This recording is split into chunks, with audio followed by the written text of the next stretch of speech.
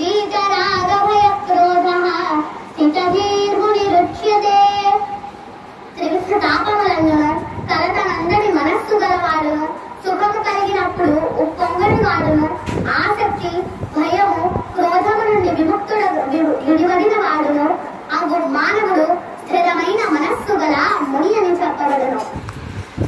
ఆత్మ ఎట్టి ఆయుధముల చేతను ముక్కలుగా ఖండింపబడును. అగ్నిచే దైవ ప్రాప్తి ధీరస్తత్ర ముఖ్యతే. దేహధారి నిరంతరముగా ఈ దేహమునందు బాల్యము నుండి యవ్వనమును, యవ్వనము నుండి వృద్ధాప్యమును క్రమముగా పొందుచుండునట్లు జీవాత్మ కూడా మరణ సమయమున మరొక దేహమును పొందెను. అట్టి మార్పుచే ధీరుడెప్పుడును మోహమునందడు. అవినాశితు తద్విద్రే ఏన సర్వమిదం గతం వినాశమవ్యయస్యాస్య న కశ్చిత్ కర్తుమర్హతి. ప్రణశ్యతే. క్రోధము వలన అధిక మోహము కలుగు.